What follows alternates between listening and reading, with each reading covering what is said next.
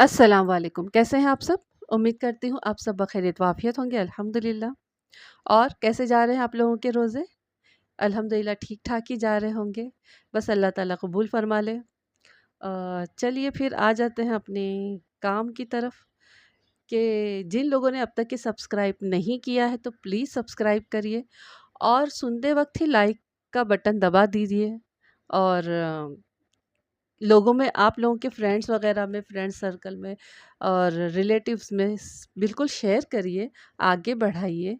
आप लोग तो बिल्कुल रमज़ान में ठंडे से पड़ गए ठंडे से पड़ गए ऐसा लगता है। प्लीज़ आप लोग बढ़ाइए आगे, सब्सक्राइब करिए और लाइक करिए, शेयर करिए, कमेंट्स लिखिए और इस तरह के तोहफ़े देकर शुक्रिया का मौका देते रहिए। चलिए अब कहानी की तरफ आ जाते हैं हमारी। तो हमने देखा है कि फ़वाद जो है क्या वाक़ई उससे प्यार करने लगा है? क्या उसको वो सारी जो उसकी ख़्वाहिशें वो पूरी करवा देगा? वो जो चाहती है वो होगा? महमिल की सारी आरज़ुएँ पूरी होगी? फिर ये हसन का क्या किरदार है? क्या हसन महमिल को पसंद करता है? या उसको महमिल का और फ़वाद का पास आना पसंद नहीं है? देखते हैं, आप लोग सुनते रहिए, सुनोगे आप सब तो ही पता चलेगा कि आगे कहानी में क्या-क्या ट्विस्ट आने वाले हैं। आप लोग सुनिए और सुनते रहिए ऐसे ही।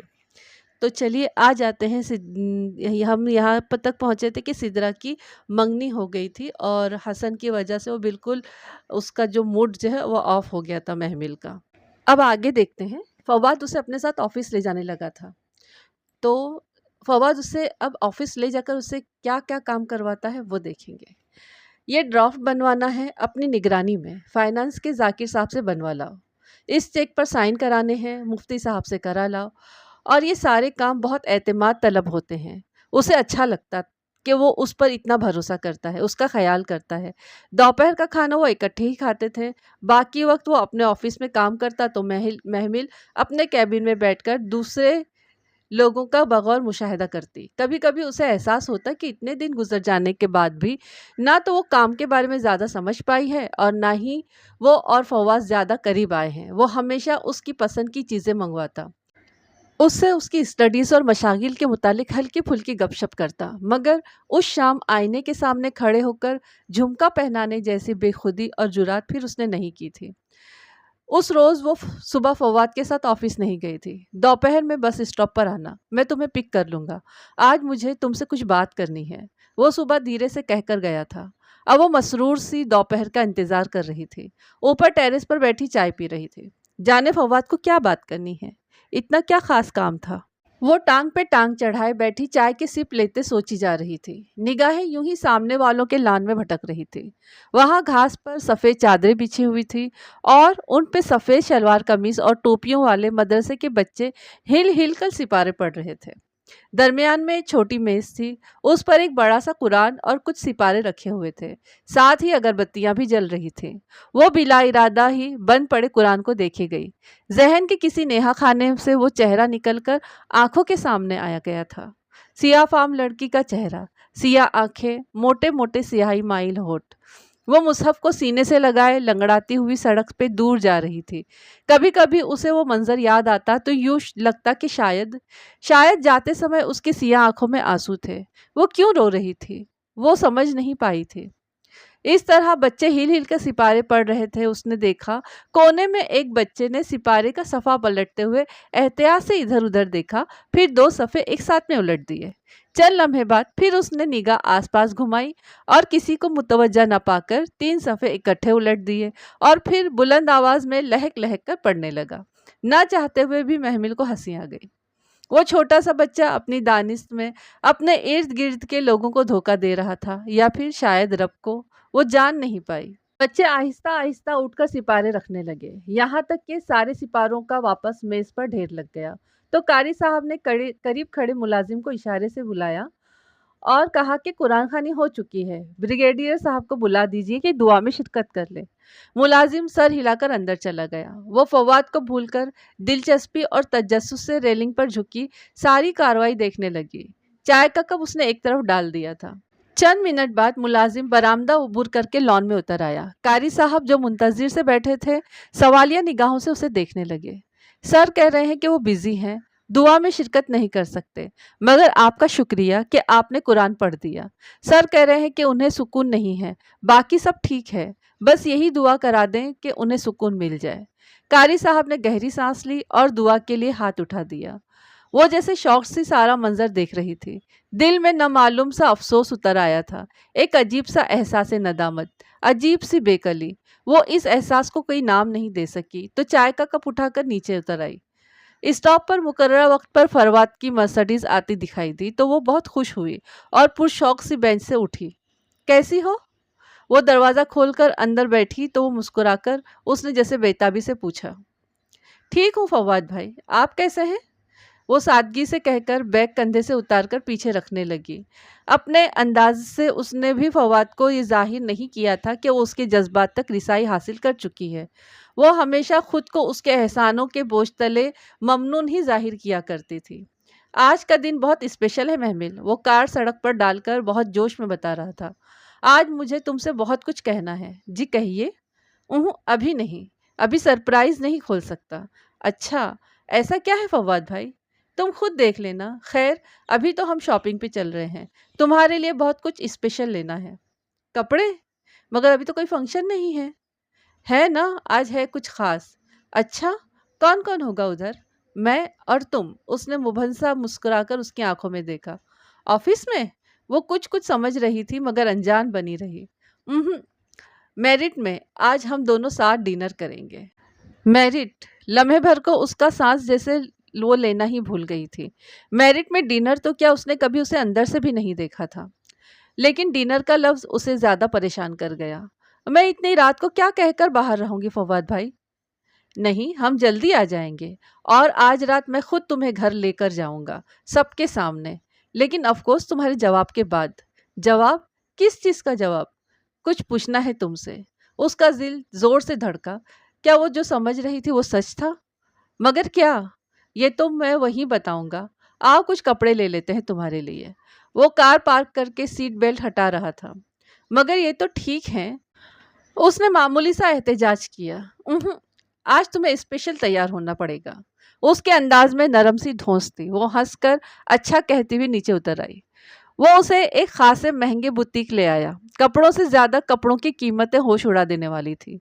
वो खुद ही आगे बढ़ बढ़कर कपड़े इधर उधर उलट पलट कर देखने लगा। फिर रुक कर पूछा, तुम्हें साड़ी पसंद है महमिल? साड़ियाँ? वो हैरान हुई। जी, मगर वो बहुत फॉर्मल। कोई अगर मगर नहीं, ये साड़ी देखो कैसी है।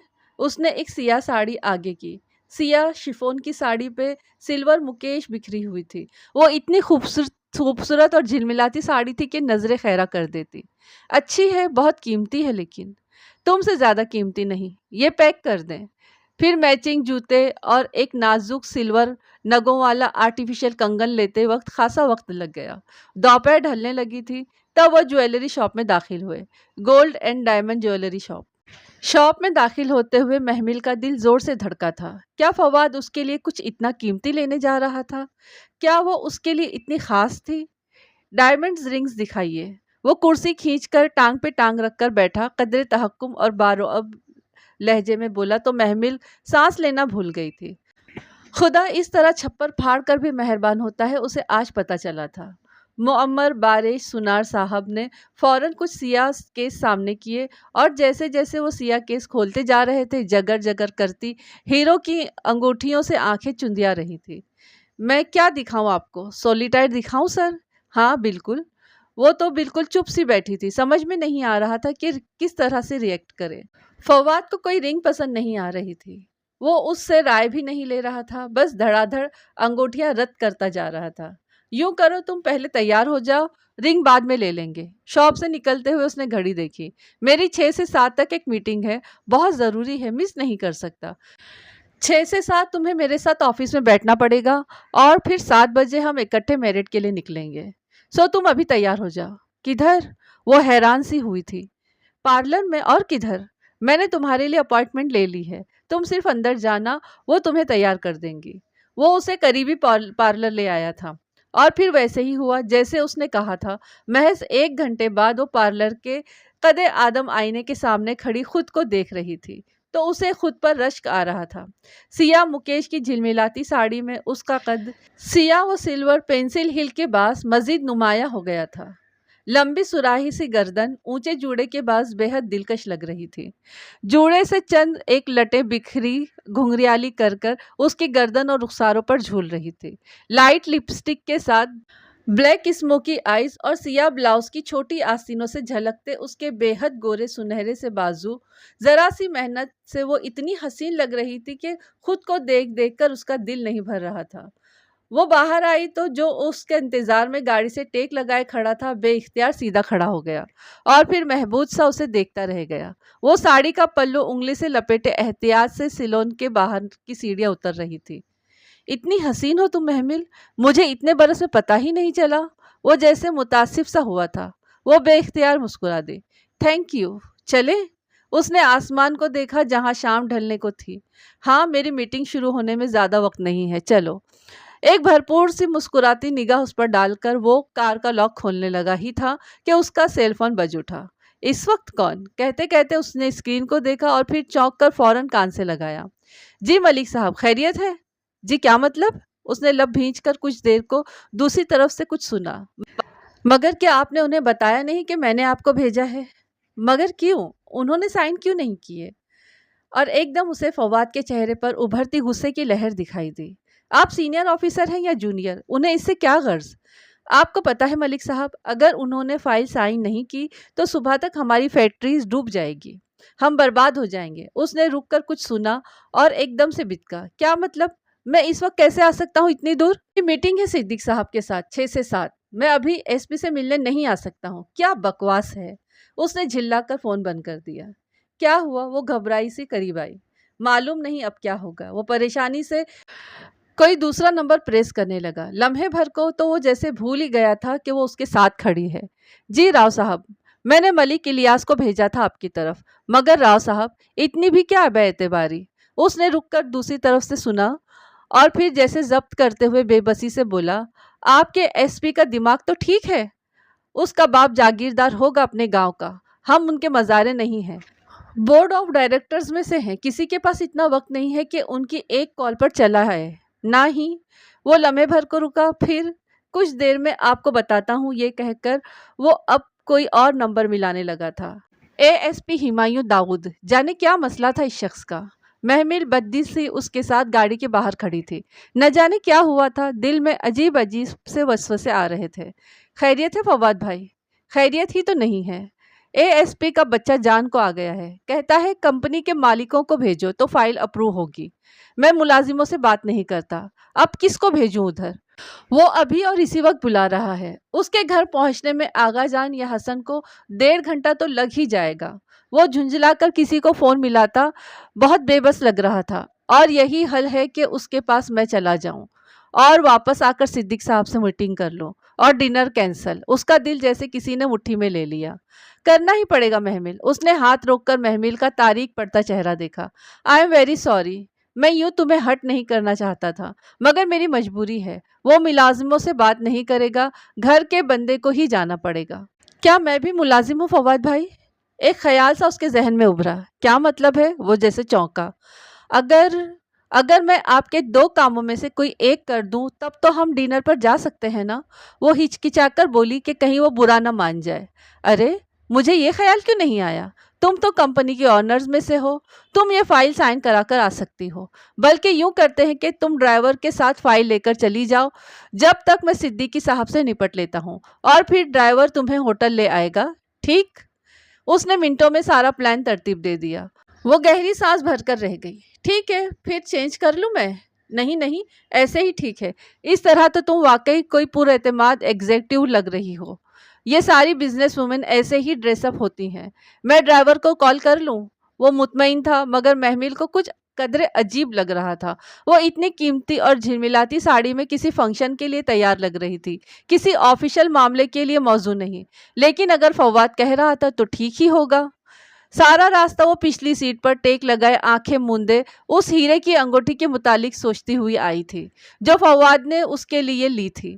جب وہ تائمہ کے سامنے کھڑے ہو کر محمل سے شادی کی بات کرے گا تب تو گھر میں طوفان ہی آ جائے گا۔ مگر اچھا ہے، ایسا ایک طوفان ان فرعونوں کو لرزانے کے لیے آنا چاہیے۔ وہ پرسکون، مطمئن اور پر اعتماد سی تھی۔ گاڑی طویل ڈرائیو وے عبور کر کے پورچ میں رکی تو وہ ایک ستائشی نگاہ خوبصورت سے لان پر ڈالتی ہوئی نیچے اتر آئی۔ مین ڈور پر ایک سوٹڈ بوٹڈ ادھیڑ عمر شخص جیسے منتظر سا کھڑا تھا۔ ASP ہمایوں داؤد، اس نے ذہن میں اندازہ لگایا اور فائل مضبوطی سے پکڑ کر اعتماد سے چلتی ہوئی ان کے قریب آئی۔ میں آگا گروپ آف انڈسٹریز سے آئی ہوں۔ جی میڈم، محمل ابراہیم، آئیے، ASP صاحب آپ کا ہی انتظار کر رہے ہیں۔ اس نے دروازہ کھول کر راستہ دیا۔ وہ لمحے بھر کو ہچکچائی، پھر خود کو ڈپٹتے ہوئے اندر قدم رکھا۔ روشنیوں میں گھرا وہ بے حد نفیس اور قیمتی سامان سے آراستہ گھر اندر سے اتنا خوبصورت تھا کہ خود کو سنجیدہ رکھنے کی کوشش کرنے کے باوجود اس کی نگاہیں بھٹک بھٹک کر اعتراف کا جائزہ لے رہی تھی۔ ASP صاحب کدھر ہیں؟ وہ اندر آپ کا انتظار کر رہے ہیں۔ وہ اس کے آگے تیز تیز چلتے ہوئے لانج میں لے آیا۔ سر، پہنچ گئی ہیں یہ۔ اس نے لانج میں قدم رکھا تو سامنے بیٹھے شخص کو اپنی طرف متوجہ پایا۔ وہ ٹانگ پر ٹانگ رکھے صوفے پر بیٹھا تھا، ہینڈسم مگر مغرور نکوش والا چہرہ، جیل سے بال پیچھے کیے، بلیک سوٹ میں ملبوس، جس کے اندر سفید شرٹ کے 2 بٹن اوپر سے کھلے تھے۔ ایک ہاتھ میں اورنج جوس سے بھرا وائن گلاس پکڑے وہ بغور اسے اندر آتے دیکھ رہا تھا۔ ایک لمحے کو تو محمل کے قدم ڈگمگائے۔ اس کا پالا زیادہ تر گھر کے لڑکوں سے ہی پڑا تھا۔ فواد اور حسن خوش شکل تھے، کچھ دولت کی چمک دمک سے، کچھ اسٹائلش بھی لگتے تھے۔ باقی اس کے چچاؤں میں بھی کوئی ایسی خاص متاثر کن شخصیت کا کوئی مالک نہ تھا۔ جتنا صوفے پر بیٹھا وہ مغرور سا دکھنے والا شخص تھا، ہینڈسم، بے حد ہینڈسم۔ اتنا وجی مرد اس نے پہلی مرتبہ دیکھا تھا۔ وہ نہ چاہتے ہوئے بھی مرعوب ہو گئی۔ وہ خاموشی سے اسے بغور جانچتی نگاہوں سے دیکھتا رہا، یہاں تک کہ وہ آ کر سیدھی سامنے والے صوفے پر بیٹھی اور فائل سامنے میز پر رکھ دی۔ اس کا اعتماد کسی حد تک بحال ہونے لگا تھا۔ یہ فائل اپروو کروانی ہے ASP صاحب۔ وہ ٹانگ پہ ٹانگ رکھے اس کے مقابل بیٹھی خاصے اعتماد سے بولی تو وہ ذرا سا مسکرایا، پھر سامنے ہاتھ باندھے کھڑے ہوئے سوٹڈ بوٹڈ شخص کو دیکھا۔ ان کو آغا فواد کریم نے بھیجا ہے راؤ صاحب، یہ انہی کے کہنے سے آئی ہیں۔ مسکرا کر کہتے ہوئے اس نے جوس کا گلاس لبوں سے لگا لیا۔ محمل نے ذرا چونک کر راؤ کو دیکھا، وہ بھی مسکرا دیا۔ کچھ تھا ان دونوں کی معنی خیز مسکراہٹ میں کہ زور سے اس کے ذہن میں خطرے کا الارم بجا۔ تو آپ فائل اپروو کروانے آئی ہیں؟ وہ استہزائیہ مسکراتی نگاہوں سے دیکھ رہا تھا۔ محمل کو الجھن ہونے لگی۔ جی، یہ آغا گروپ آف انڈسٹری کی فائل ہے اور آپ کی اپنی فائل؟ وہ کہاں ہے؟ اس نے گلاس سائڈ پر رکھا اور قدرے جھک کر ہاتھ بڑھا کر فائل اٹھائی۔ میری کون سی فائل؟ کچھ تھا جو اسے کہیں غلط لگ رہا تھا، کہیں کچھ بہت غلط ہو رہا تھا۔ آپ جائیں راؤ صاحب۔ اس نے فائل کے صفحے پلٹ کر ایک سرسری نگاہ ڈالی اور پھر فائل اس کی طرف بڑھائی۔ محمل لینے کے لیے اٹھی مگر بہت تیزی سے راؤ صاحب نے آگے بڑھ کر فائل تھامی اور جا کر آغا فواد کے ڈرائیور کو کہیں کہ فائل اپرووڈ ہے، صبح کو رسید مل جائے گی۔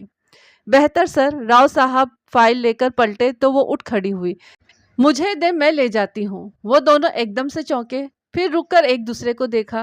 ہمایوں نے اشارہ کیا تو راؤ صاحب سر ہلا کر باہر نکل گئے۔ آپ بیٹھے میڈم، ڈرائیور دے آئے گا۔ ایک دم ہی اس کے کانوں میں خطرے کی گھنٹی زور زور سے بجنے لگی۔ اسے لگا وہ غلط وقت پر، غلط جگہ اور غلط لوگوں کے درمیان آ گئی ہے۔ اسے وہاں نہیں آنا چاہیے تھا۔ نہیں، میں چلتی ہوں۔ وہ پلٹنے ہی لگی تھی کہ وہ تیزی سے اٹھا اور زور سے اس کے بازو سے پکڑ کر اپنی طرف گھمایا۔ اس کے لبوں سے چیخ نکل گئی۔ زیادہ اوور اسمارٹ بننے کی ضرورت نہیں ہے، جو کہا جا رہا ہے ویسے ہی کرو۔ اس کے بازو کو اپنی آہنی گرفت میں دبوچے وہ گھرایا تھا۔ لمحے بھر کو تو زمین آسمان محمل کی نگاہوں کے سامنے گھومنے لگے۔ چھوڑے مجھے۔ وہ سنبھل ہی نہ پائی تھی کہ ہمایوں داؤد نے اس کے دونوں بازوؤں کو ہاتھوں میں پکڑ کر اسے جھٹکا دے کر اپنے بالکل سامنے کیا۔ زیادہ چالاکی دکھائی تو اپنے پیروں پر گھر نہیں جا سکو گی۔ مجھے چھوڑے، مجھے گھر جانا ہے۔ محمل نے اس کو پرے دھکیلنا چاہا مگر اس کی گرفت بہت مضبوط تھی۔ گھر جانا ہے؟ گھر ہی جانا تھا تو اتنے بناؤ سنگھار کیوں کیے تھے؟ اس نے ہولے سے اس کی تھوڑی کو انگلی سے اوپر کیا، دوسرے ہاتھ سے کوہنی اتنی مضبوطی سے جکڑ رکھی تھی کہ وہ ہل بھی نہ پائی اور گھبرا کر چہرہ پیچھے کیا۔ میں فنکشن پر جا رہی تھی۔ آپ مجھے غلط سمجھ رہے ہیں، میں ایسی لڑکی نہیں ہوں۔ آپ فواد بھائی سے میری بات کرائیں، انہیں بتائیں کہ بھائی۔ وہ چونکا۔ آغا فواد تمہارا بھائی ہے؟ جی جی وہ میرے بھائی ہیں، آپ بے شک ان سے پوچھ لیں، مجھے یہاں نہیں آنا چاہیے تھا، فواد بھائی کو خود آنا تھا مگر ان کی میٹنگ تھی، وہ ایک دم سے رونے لگی۔ آپ پلیز مجھے گھر جانے دیں، میں غلط لڑکی نہیں ہوں، میں ان کی بہن ہوں۔ جھوٹ بول رہی ہے۔ راؤ صاحب پیچھے آ کھڑا ہوا تھا۔ اسی کو ادھر آنا تھا، چند ہفتے پہلے ہی تو ڈیل ہوئی تھی سر، اور اسی کے نام سے ہوئی تھی، کم عمر، خوبصورت اور انچھوئی۔ آغا نے کہا تھا یہ ہماری ڈیمانڈ پر پوری اترتی ہے۔ راؤ کا لہجہ سپاٹ تھا۔ محمل ابراہیم نام ہے نا تمہارا؟ آغا کی بہن تم کیسے ہو سکتی ہو؟ وہ 3 کروڑ کے نفع کے لیے اپنی بہن کو ایک رات کے لیے نہیں بیچ سکتا۔ اس کے ارد گرد جیسے دھماکے ہو رہے تھے۔ اسے بہت زور کا چکر آیا، وہ گرنے ہی لگی تھی کہ ہمایوں نے اس کو دوسری کوہنی سے پکڑ کر کھڑا کر رکھا۔ اب سیدھی طرح بتاؤ کہ تم ہمیں بیوقوف بنا رہی ہو یا آغا نے تمہیں بیوقوف بنایا ہے؟ تم محمل ابراہیم ہو اور وہ فواد کریم، وہ تمہارا سگا بھائی ہے؟ اتنے عرصے سے لڑکیاں فراہم کر رہا ہے، پہلے تو کبھی اپنی بہن کا سودا نہیں کیا۔ نہیں، اس نے بے یقینی سے نفی میں سر ہلایا۔ آپ جھوٹ بول رہے ہیں، فواد بھائی میرے ساتھ ایسا نہیں کر سکتے۔ آپ میری ان سے بات کرائیں، آپ خود سن لیں، وہ میرا ویٹ کر رہے ہیں، ہمیں فنکشن میں جانا تھا۔ ہر عام انسان کی طرح محمل کو بھی جھوٹ کی ہلکی پھلکی عادت تو تھی، اور اسی پرانی عادت کا کمال تھا کہ خود بخود اس کے لبوں سے ڈنر کی جگہ فنکشن نکلا تھا۔ کہیں لاشعور میں اسے احساس تھا کہ اگر وہ اپنے اور فواد کے خاص ڈنر کا کہتی تو وہ اسے بری لڑکی سمجھتے۔ راؤ صاحب، آغا فواد کو فون ملائیں۔ Right sir. راؤ موبائل پر اس کا نمبر ملانے لگا۔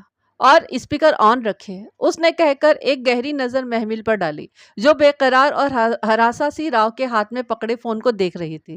جی راؤ صاحب، ایک دم کمرے میں فواد کی آواز گونجی۔ مال پہنچ گیا؟ پہنچ تو گیا ہے، مگر پرزے بہت زیادہ آواز دیتے ہیں، آپ بات کر لیں۔ اس نے فون آگے بڑھا کر محمل کے کان میں لگایا۔ ہیلو فواد بھائی، وہ رو پڑی۔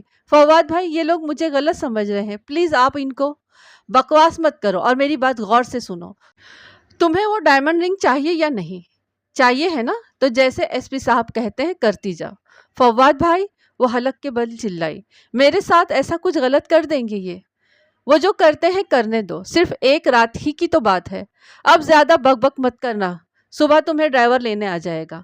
ساتوں آسمان اس کے سر پر ٹوٹے تھے، وہ ساکت سے کھڑی رہ گئی۔ صرف ایک رات کی ہی بات ہے، صرف ایک رات کی ہی بات ہے۔ اس کی آواز اس کے کان میں ہتھوڑی کی طرح برس رہی تھی۔ بس ایک ڈائمنڈ رنگ کا لارا دیا ہے اس نے تمہیں، اور تم کہتی ہو کہ تمہارا بھائی ہے؟ فون اس کے کان سے ہٹا کر بند کرتے ہوئے ہمایوں نے طنزیہ مسکراہٹ کے ساتھ اسے دیکھا۔ وہ اسی طرح پتھر کا بے جان بت بنی کھڑی رہی، اس کا ذہن، دل، کان، آنکھیں سب بند ہو چکے تھے۔ راؤ صاحب، پتہ کرائیں کہ یہ واقعی فواد کریم کی بہن ہے یا نہیں، اور اس کی بات میں کتنی سچائی ہے یہ تو ہم بعد میں خود ہی معلوم کر لیں گے۔ شمس بچل، اس نے زور سے آواز دی۔ اس کے ہاتھ پاؤں ٹھنڈے پڑنے لگے تھے، ساکت کھڑے وجود سے سہمی سہمی سی جان آہستہ آہستہ نکل رہی تھی۔ اس کی آنکھوں کے سامنے اندھیرے بادل چھانے لگے۔ 2 گن مین دوڑتے ہوئے آئے تھے۔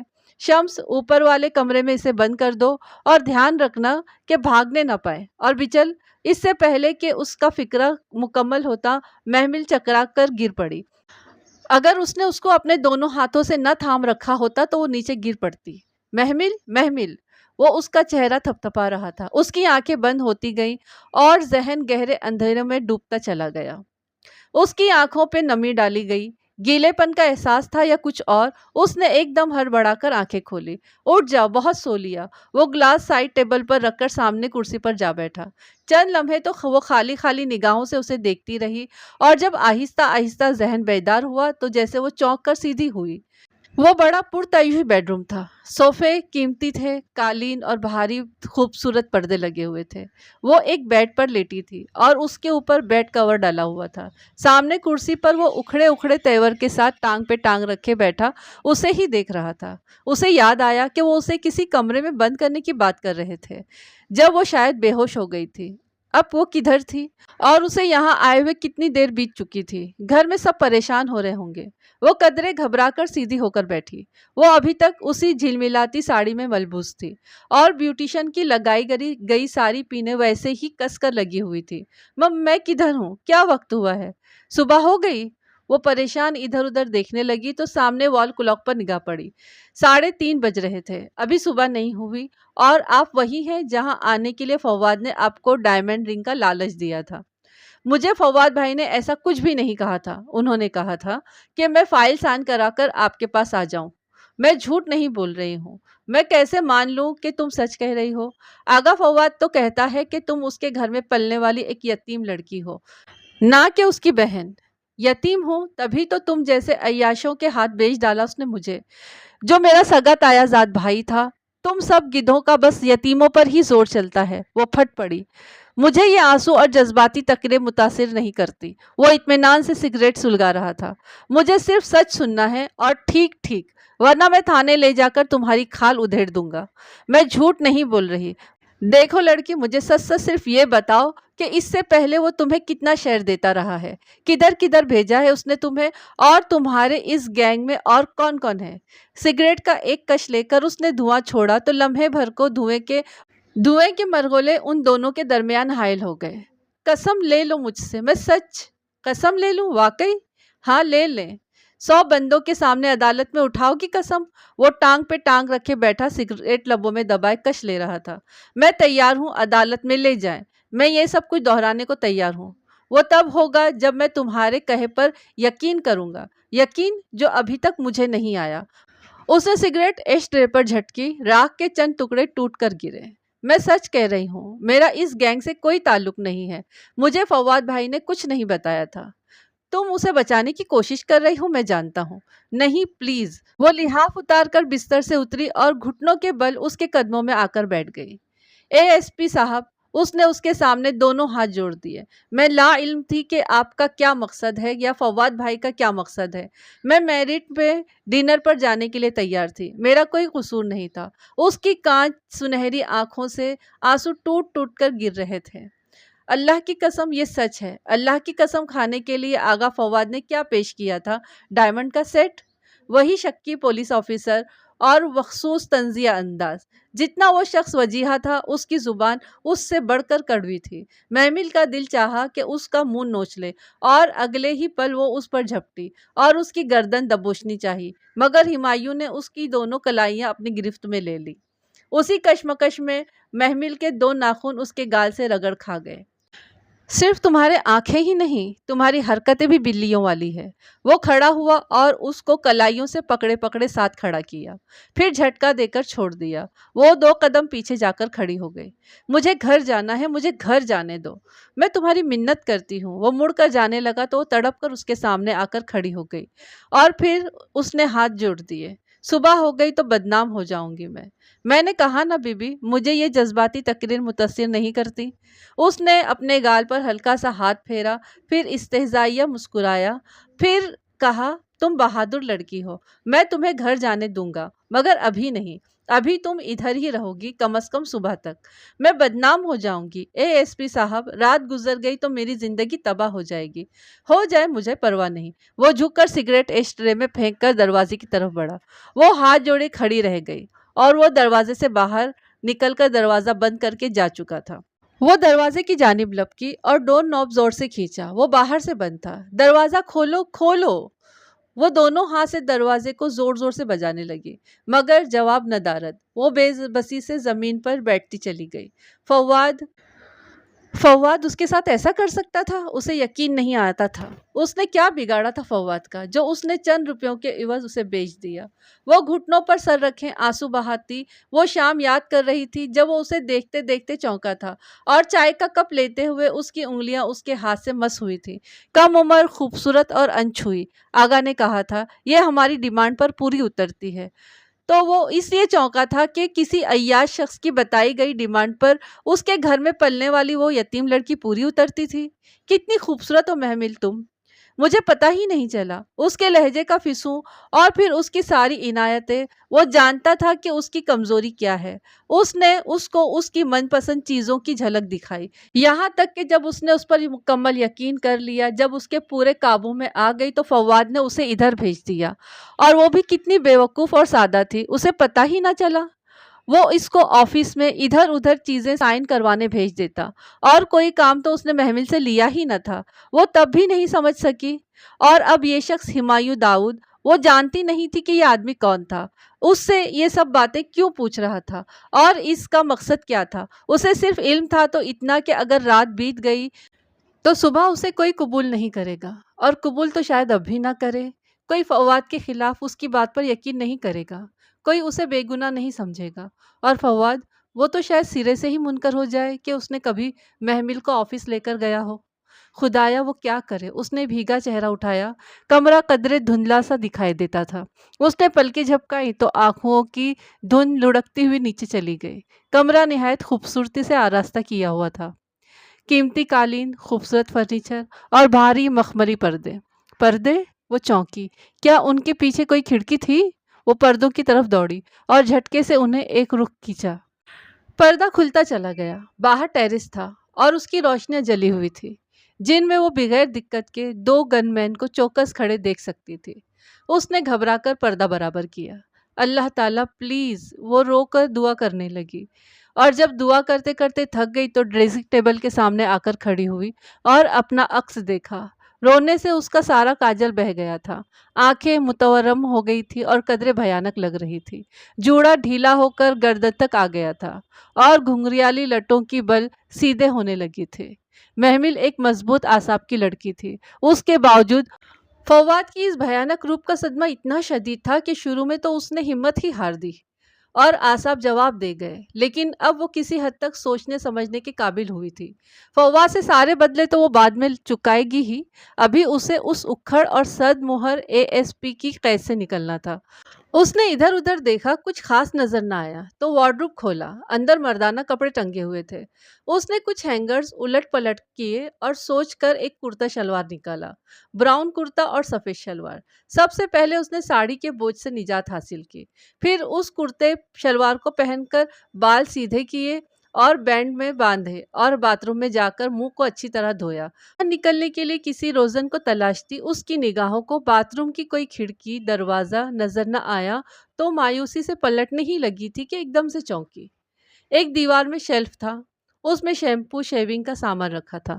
شیلف کا اندر سے رنگ باقی دیواروں سے زیادہ چکنا اور سفید تھا، بھلا کیوں؟ وہ قریب آئی، سارا سامان نیچے اتارا اور بغور اندر دیکھتے ہوئے ہاتھ پھیرا تو احساس ہوا کہ اس خانے کے پیچھے دیوار نہیں بلکہ کارڈ بورڈ کے سفید پٹھے تھے جو میخوں سے جڑے ہوئے تھے۔ میخیں کچی اور تازہ لگی ہوئی تھی۔ آگے کا کام بہت آسان تھا، اس نے سارے نل کھول دیے تاکہ آواز باہر نہ جائے اور تھوڑی سی محنت کے بعد پٹھے کھینچ کر اتار لیے۔ وہ جلدی میں لگائے لگ رہے تھے سو اسے زیادہ محنت نہیں کرنی پڑی اور زیادہ زور نہیں لگانا پڑا۔ اس کے پیچھے کھڑکی تھی، اچھی خاصی چوڑی تھی، وہ اس میں سے بآسانی گزر سکتی تھی۔ بے حد مطمئن سی ہو کر محمل نے کھڑکی کھولی اور جب باہر جھانکا تو ایک لمحے کو سر چکرایا۔ کھڑکی سے 2 فٹ کے فاصلے پر دیوار تھی۔ گھر کی 4 دیواری کی کھڑکی اور 4 دیواری کے درمیان صرف خلا تھا اور نیچے پکا فرش تھا۔ وہ اس گھر کی غالباً تیسری منزل پر موجود تھی، شاید اسی لیے انہوں نے کچے پکے پٹھے لگا دیے تھے، انہیں اندازہ ہوگا کہ وہ یہاں سے نہیں نکل سکتی۔ اب اس کا دل ڈوب کر ابھرا، یہ آخری راستہ بھی بند ہوتا نظر آ رہا تھا۔ وہ مایوس سی نل بند کر کے کھڑکی بند کرنے ہی لگی تھی کہ سناٹے میں ہلکی سی آواز سنائی دی۔ آپ صحن میں کیا کر رہی ہیں؟ بس یوں ہی تجوید کی پریکٹس کر رہی تھی۔ لڑکیوں کی باتیں کرنے کی آوازیں بہت قریب تو نہیں پر بہت دور بھی نہیں تھی۔ وہ چونکی اور پھر باتھ روم کی لائٹ بند کی۔ باہر کا منظر قدرے واضح تھا، کھڑکی سے دیوار کا فاصلہ 2 فٹ کا تھا، مگر وہ دیوار کی منڈیر تھی اور آواز کہیں نیچے سے نہیں برابر سے آ رہی تھی، بلکہ برابر سے یعنی اس کے باتھ روم کے برابر سامنے صحن تھا۔ اگر وہ یہ دیوار پھاند جائے تو؟ اس اچھوتے خیال نے ذہن میں سر اٹھایا تو اس نے جوتے اتارے اور نیچے جھانکا۔ اگر گر گئی تو نہیں بچے گی، مگر موت اس ذلت سے تو بہتر ہوگی جو صبح یا اس سے بھی بدیر گھر پہنچنے پر اسے اٹھانی پڑے گی۔ اس نے دونوں ہاتھ چوکھٹ پر رکھے ہی تھے کہ کمرے کا دروازہ کسی نے زور زور سے کھٹکھٹایا۔ دروازے کی وہ اندر سے کنڈی لگا چکی تھی سو وہ کھول نہیں پا رہے تھے۔ یقیناً کسی نے پٹھے اکھاڑنے کی آواز سن لی تھی۔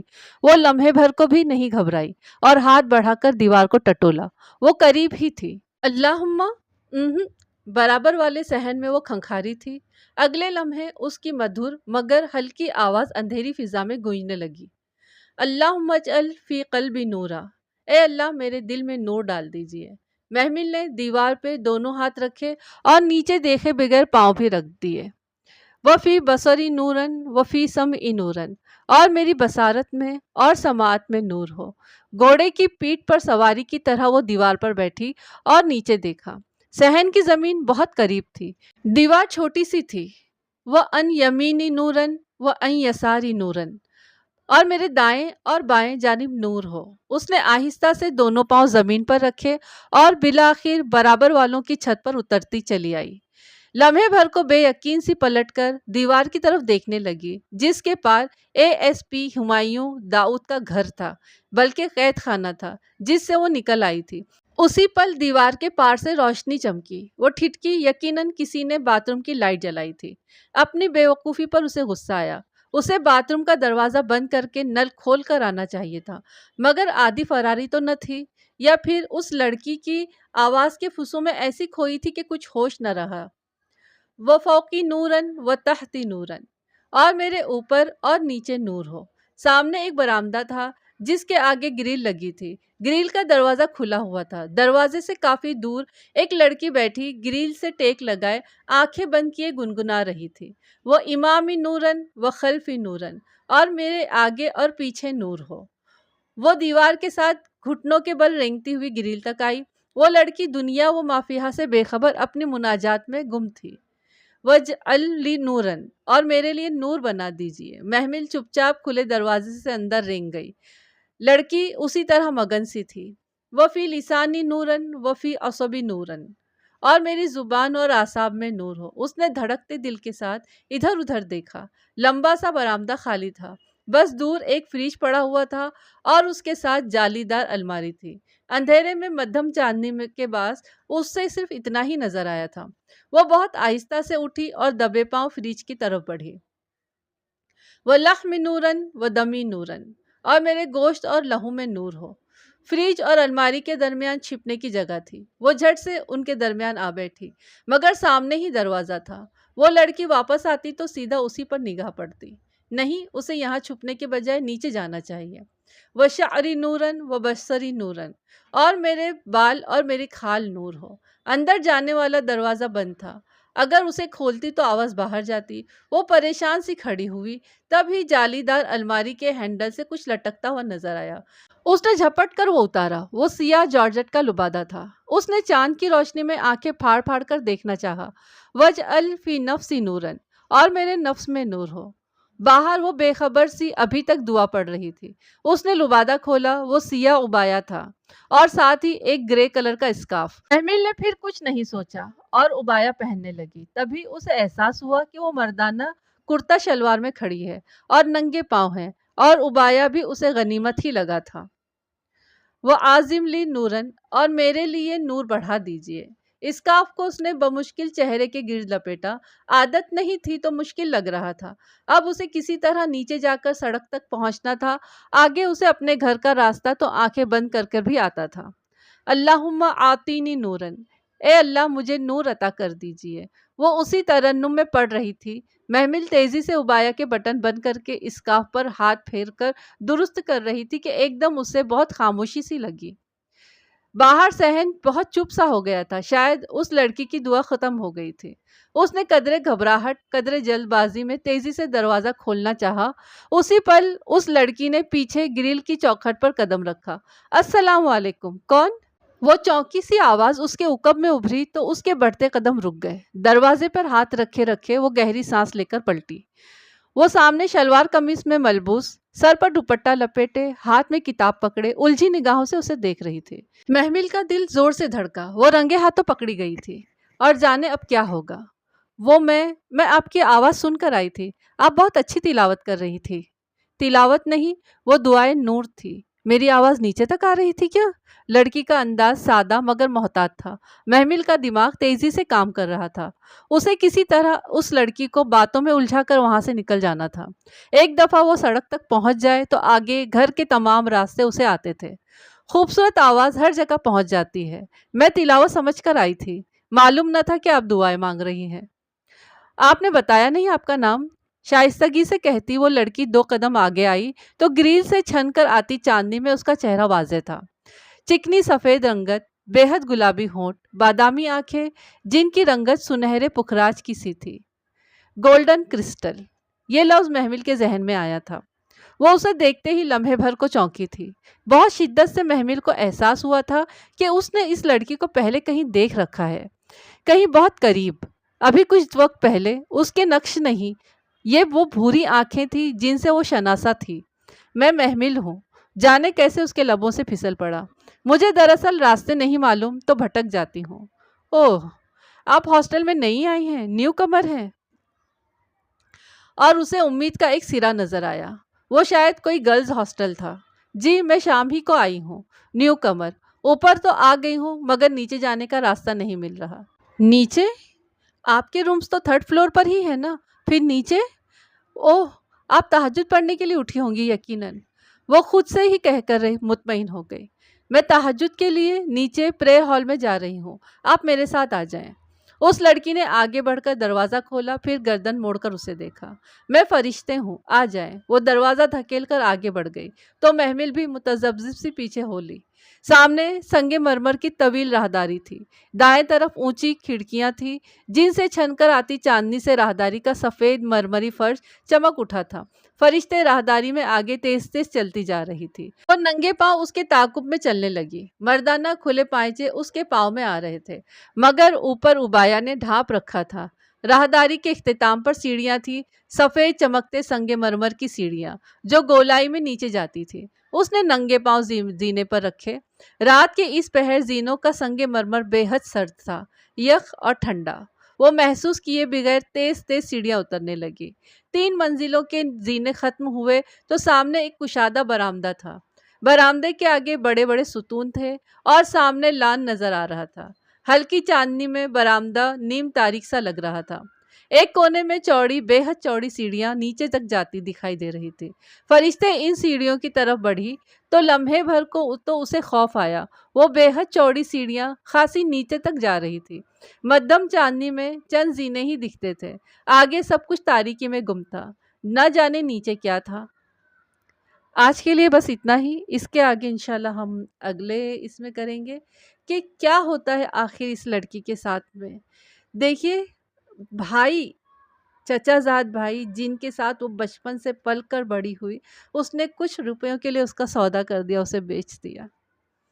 اس کا مطلب کہ حسن کو شاید یہ بات پتا تھی، ہے نا، اسی لیے اس نے اس کو اس سے دور رہنے کے لیے کہا تھا، یا پھر حسن کو پتا نہ ہو اور حسن اس سے محبت کرتا ہو، اس کو وہ پسند نہ ہو کہ اس کے قریب جائے۔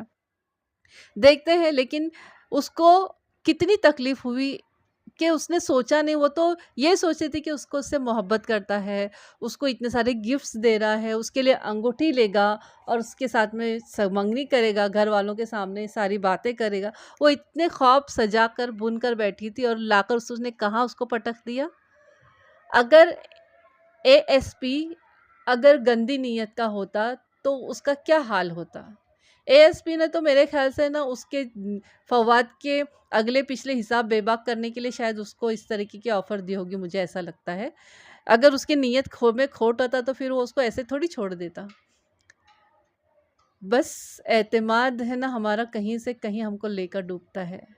دیکھیں اب یہ یہاں پر آ گئی ہے ہاسٹل میں، گرلز ہاسٹل میں، جہاں پر دین کی باتیں ہوتی ہیں، دین سکھایا جاتا ہے، تو دیکھتے ہیں کہ یہاں رکتی ہے یا یہاں سے بھی بھاگ جاتی ہے، یا کیا کرتی اس کی زندگی میں آگے، اور کیا ایسا حادثہ ہوتا ہے یا کوئی اچھی بات ہوتی ہے کہ اس کی زندگی کروٹ لے گی، بدلے گی، کیا اس کو جو چاہتی وہ سب کچھ حاصل ہوگا، یا پھر وہ ایک بار پھر لوگوں سے، اپنے ہی لوگوں سے دھوکہ کھائے گی۔ تو آپ لوگ پلیز سنیے، بہت اچھی ہے یہ کہانی، بہت اچھی سٹوری ہے، بہت اچھے سے لکھی گئی ہے، نمرہ احمد نے بہت اچھے سے لکھی ہے اس کو، تو آپ لوگ پلیز سنیے۔ اس کے اگلا حصہ میں انشاءاللہ بہت جلد اپلوڈ کروں گی، کیونکہ آپ لوگ سنتے نہیں، اس لیے نا دل بھی نہیں ہوتا ہے ریکارڈنگ کرنے کا، تو آپ لوگ سنیے تاکہ میرا دل بھی ہو کچھ کرنے کا، ٹھیک ہے؟ چلیے ویسے بھی رمضان کریم چل رہا ہے، رمضان المبارک چل رہا ہے، اللہ تعالیٰ سارے برکتیں، ساری رحمتیں، پورے رمضان کے انوار ہم کو اللہ تعالیٰ ہم کو عطا فرمائے، ہماری مغفرت فرمائے، دونوں جہاں کی کامیابی عطا فرمائے اللہ تعالیٰ، ہمارے دل کی تمام جائز تمناؤں کو اللہ تعالیٰ پورا کرتا رہے، آمین ثم آمین یا رب العالمین۔ تو چلیے ملتے ہیں اس کے اگلے پارٹس کے ساتھ میں، تب تک کے لیے مجھے دعا میں یاد رکھیے، اپنا خوب سارا خیال رکھیے، سبسکرائب کریے، پلیز سبسکرائب کریے۔ ملتے ہیں اگلے حصے کے ساتھ میں۔ السلام علیکم، اللہ حافظ۔